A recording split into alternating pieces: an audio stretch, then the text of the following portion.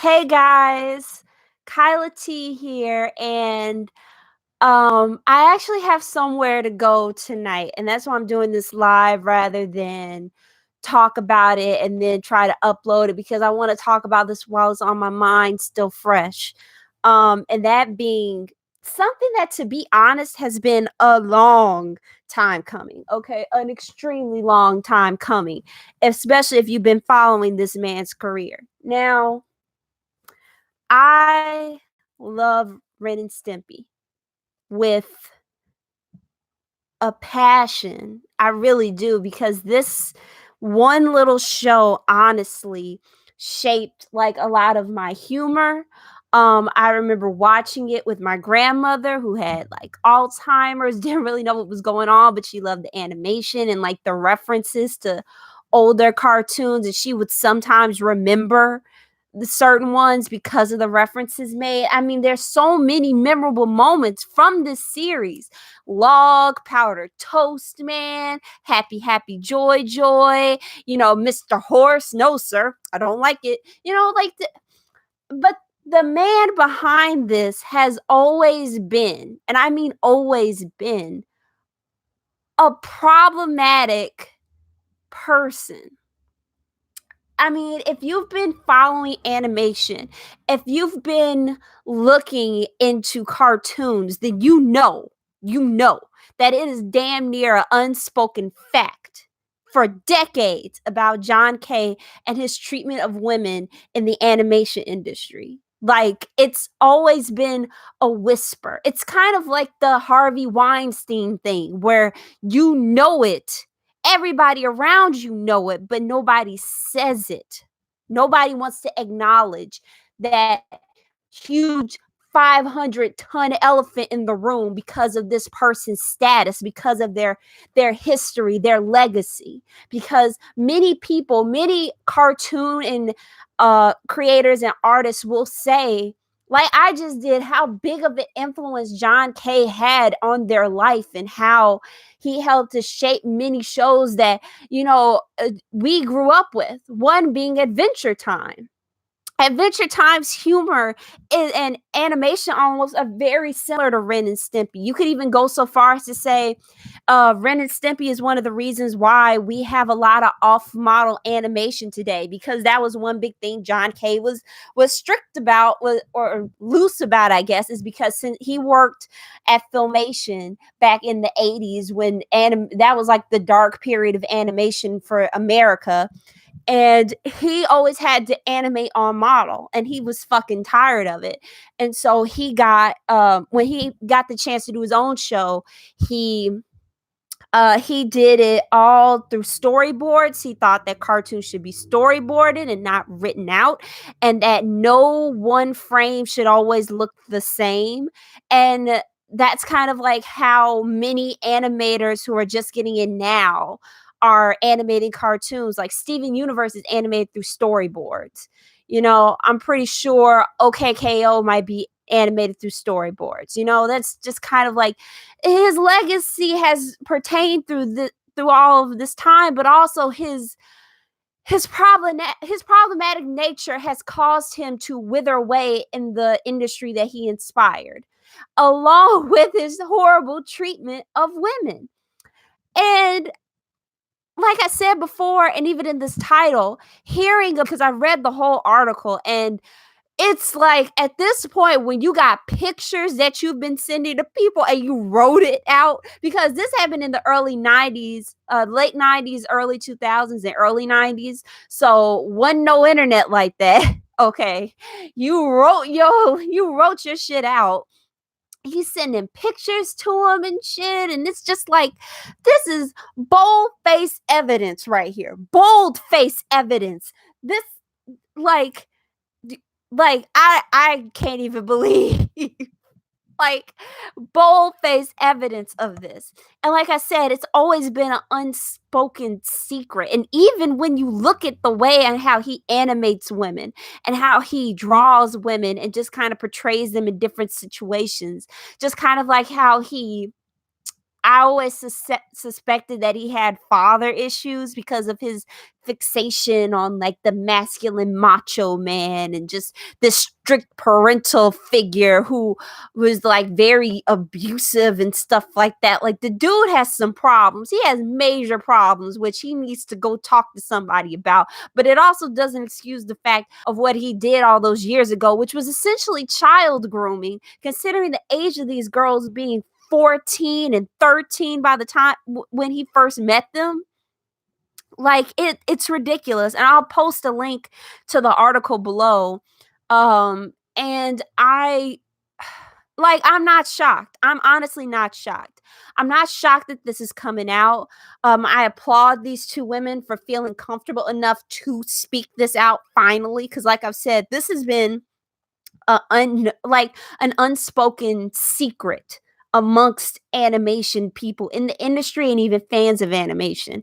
Like it's always kind of been there. It's the boogeyman, and you never wanted to acknowledge it. But now in this day and age where we have to face these realities of people we grew up with admiring are not these wonderful people that we put on this pedestal, and can sometimes be problematic to downright horrific.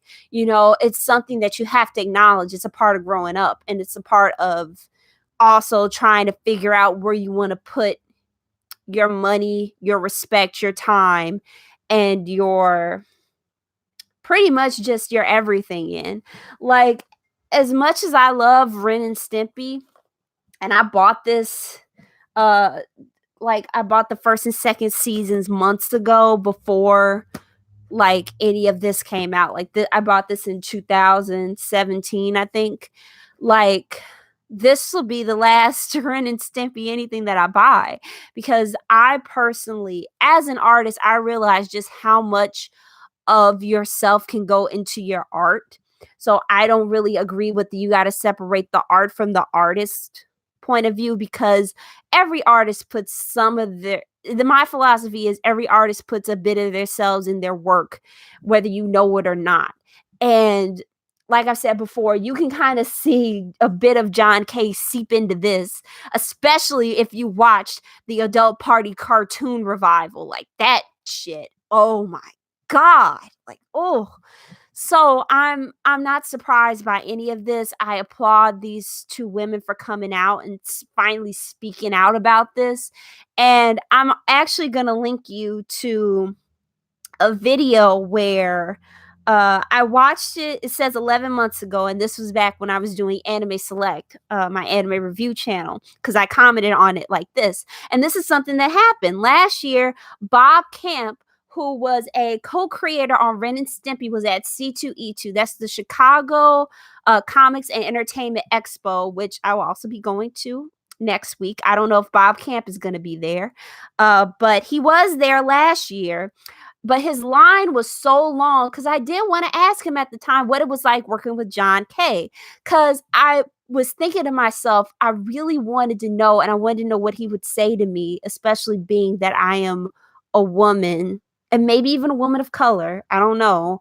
But like, just wanted to know what he had to say about it, especially, to tell me, a woman, like how he was to work with. Like, I didn't know if maybe that would make a difference, like if maybe I would get a different story, because I had for years, the more I grew up and the more I got interested in animation and drawing and everything, and the more I started looking into the people I admired, I found out about all this creepy shit JohnK was, may have been up to. And this was the comment that I wrote. And somebody replied with, I said, Bob Camp was at C2E2 this year in Chicago, and I went. I really wanted to ask him about JohnK, but of course he was swamped. The guy who made, then somebody replied to me and said, I asked him and went on explaining that and he's talking about Bob Camp, went on explaining that working with him was like being set on fire and having your hand slammed on a car door. And I said, that sounds about right. And the guy who made the video, Cartoons 101, said, yep, pretty much what anyone else who's worked with him says. I've had a couple personal conversations with people who worked with him at Spumco, and it sounds like Bob is being nice. Now, note that this was about 10 months ago before all of this, so don't this was just something different. But John K has always been a problematic person. John K ruined his own fucking career because he can never stay on a deadline. He could never just let something come out. He always had to fight with people. And he can never meet his own fucking deadlines. As you can obviously see with that Kickstarter that he had, the Cans Without Labels. Did that come out yet? Is it done? Is it done? Are you done? Like, are you finished? Come on now. Like, John K has sabotaged his own career for decades. And it's because of shit like this. It's because of his treatment of other people and women in the animation industry. And like I said, I've been waiting on this moment for forever. Especially now with where women are starting to feel more comfortable with coming out about stories of sexual harassment, and like I said before, I applaud these women for finally coming out and saying something, for mentioning their truth and just the stockpile of evidence that they have. And I guess I'll address that real quick right now, is that for a lot of people are going to be saying, well, why didn't you say that, when it happened? 14, maybe 15 years old. You will not know any better. You will not think that this is creepy, especially when you are a young teenager. Because whether you're a young teenage girl or boy, you remember confidence. And a lot of people evaluated their self-confidence by what other people said around them, especially older people. Like when an older person who I was talking to always said, oh, you're very articulate, or you're very, you seem very wise or something like that for your age. I would beam like, oh, I'm older. Oh, I'm this, blah, blah, blah. Because, it's kind of like a validation. And it's really just difficult. And especially back then with the status John K had, and you're going to be a 15-year-old, an 18-year-old coming out of the woodwork saying this.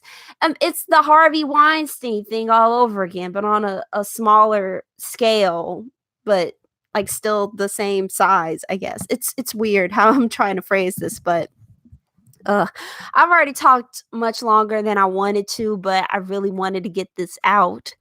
Like I said, I'll post the article down below. I'll probably post a card or something to the video where my comment is if you want to check it out. You have to look for Anime Select though, not KylaTea, because that's still my on hiatus channel for anime reviews. Although, yeah, I'm trying to move away from it, but yeah, I've what have you guys thought about this? Please, for the love of God, be respectful in the comments, please. Do not degrade the two victims who have come out, because in my personal opinion, from what I have read, these two seem to be the victims of possible child grooming, and that's really disgusting and sad. Like, really fucking disgusting and sad. And yeah, like I really am sending all my love to those two. John K, who hasn't even really denied it, but used mental illness as a cover as to why he did what he did. Mental illness and alcoholism, I might add, which his attorney in the article stated as a response to why he kind of did what he did. How fucking dare you? Okay. How dare you use mental illness as a cover for abusing and sexually harassing two young women back in the 90s? Mental illness and alcoholism are no excuse for your behavior. They may be contributing factors as to why you did what you did, but still, you are the adult in the situation. You're fucking 62 right now. I can only imagine how old you were back in 1990. So how fucking dare you use that as some kind of cover up? You're just like Kevin Spacey. when that shit came out, and then you tried to use and he tried to use his sexuality as a cover up. Bitch, we don't care. You still sexually harass somebody. You still sexually abuse somebody. No. And I'm sorry if I'm getting political or if I'm getting controversial or PC on this channel, but this is something that is really close to me. This is something like I said, I've been waiting for it to happen. Like deep down in my gut, I've been waiting. So let me know what you guys think in the comments below. Please, for the love of God, be respectful. And I'll post the stuff that I said before I went on my tangent rant. All right. I'll see you guys later. Bye.